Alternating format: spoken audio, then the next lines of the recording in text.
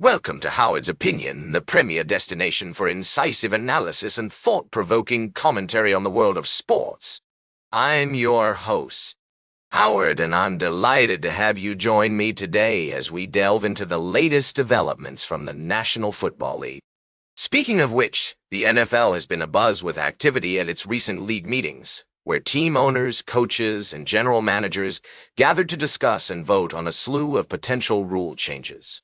And, my friends, some of these proposed alterations are nothing short of fascinating. Now, I know what you're thinking. Howard, what's the big deal about rule changes?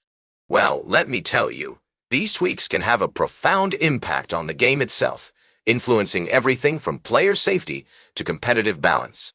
And in this case, we're looking at some significant modifications that could reshape the very fabric of the NFL.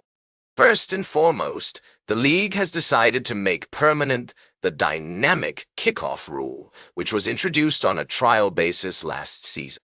For those who may be unfamiliar, this new format allows for a more scramble play-like approach, with the kicking team lining up closer to the receiving team. The idea behind this change is to increase the number of returns and, by extension, create more excitement for fans. But here's the interesting part. In an effort to incentivize teams to return kicks rather than simply taking the touchback, the league has moved the touchback line from the 25-yard line to the 35. This means that teams will be starting their drives farther back if they choose not to return the kick, which could lead to a significant increase in the number of returns. And then, of course, there's the matter of overtime. The NFL has decided to adopt a modified sudden death format for regular season games, where both teams will have a chance to possess the ball, even if the team that receives the ball first scores a touchdown. This change is designed to reduce the advantage of winning the coin toss and create more competitive, back-and-forth action in overtime periods. Now, I must say, I'm intrigued by these developments. On one hand, I think it's great that the league is looking for ways to enhance player safety and improve the overall fan experience. On the other hand, I do worry about the potential unintended consequences of these rule changes. Will they lead to more injuries? Will they create an uneven playing field? These are just a few of the questions we'll be exploring in greater depth as we continue to analyze these new rules. And as always, we'll be bringing you expert insights and opinions from around the sports world. So stay tuned, folks. We've got a fantastic show lined up for you today with plenty of discussion, debate, and analysis on the latest sports news. We'll be right back with more fascinating sports news on Howard's Opinion. Welcome back to Howard's Opinion, folks. We're diving into the world of sports now, and I've got a great story for you. You might have heard that the University of New Mexico has recently hired Eric Olen as their new Lobo basketball coach. Now, I know what you're thinking. Who is this guy, and what makes him so special? Well, let me tell you. From what I've gathered, Coach Olen has got some impressive credentials under his belt. He's been around the block a few times with experience coaching at various levels, and he's got a reputation for being a bit of a turnaround specialist. And let's be honest, the Lobos could use a little bit of that magic right about now. But what really caught my attention was an article I read by Rick Wright, a sports journalist who covers MMA and fighting sports for the Albuquerque Journal. He was asking some tough questions about Coach Olen's hiring and whether or not he's got what it takes to lead the Lobos to victory. Now, I'm not gonna lie, folks. I love a good underdog story, and Coach Olen seems like a guy who's ready to prove himself. But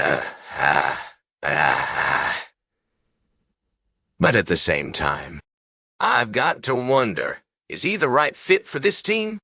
Can he really turn things around and bring some excitement back to the pit? I think it's going to be interesting to watch this play out, folks. The Lobos have got a loyal fan base, and they're hungry for a winning season. And with Coach Olen at the helm, maybe, just maybe, they'll get their wish.